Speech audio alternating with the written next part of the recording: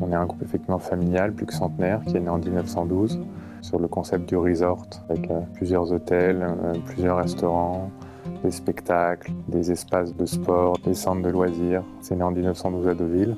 Et depuis, on est aujourd'hui en 2020. Ma sœur et moi sommes la 4e génération. Ce qui fait la force du groupe Barrière, c'est vraiment la personnalisation et l'attention portée à chaque client. Chaque client est unique. On appelle Money Cannot Buy. C'était des attentions et des accès justement uniques pour nos clients. Dans la restauration, on a notamment le Fouquet's. Fouquet's, c'est vraiment un symbole français, un symbole de l'art de vivre à la française. Tous nos Fouquet's aujourd'hui ont une carte signée Pierre Gagnaire.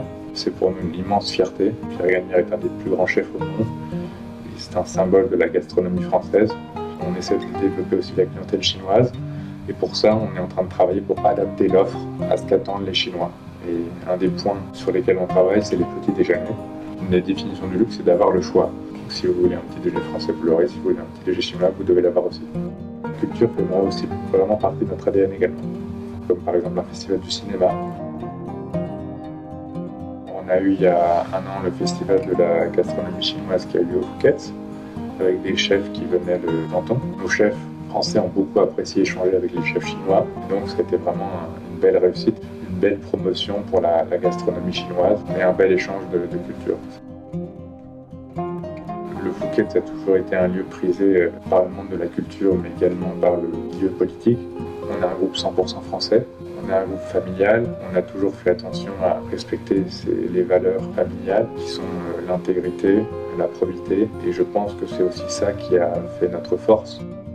On est présent en France, on est présent en Suisse, on est présent au Maroc, on est présent en Côte d'Ivoire, et d'ici 2 ans, on ouvrira à New York. Chaque hôtel est unique et personnalisé pour sa destination. On ne fait pas d'hôtel standardisé. Ce qu'on veut faire, c'est adapter le produit vraiment pour l'endroit, pour l'environnement, pour la population, parce que pour nous, c'est important d'avoir un produit qui correspond à la culture locale. Ça fait partie de notre ADN. Parce que vraiment, pour nous, la Chine, c'est un marché clé sur lequel on consacre beaucoup d'énergie. Et l'idée, c'est vraiment de développer de nombreuses activités là-bas, des hôtels, des restaurants, des événements culturels. Les premières difficultés, c'est de comprendre la culture chinoise. Et c'est extrêmement intéressant, mais c'est extrêmement complexe aussi. Serving est chargé justement d'adapter notre offre de manière plus populaire auprès de la clientèle chinoise. La priorité pour un premier établissement, c'est Shanghai, parce que c'est la ville la plus internationale. Et ces nouvelles générations ont des attentes différentes. Donc c'est à nous d'adapter nos business models et nos concepts de restauration, de loisirs et d'hôtellerie pour cette nouvelle génération.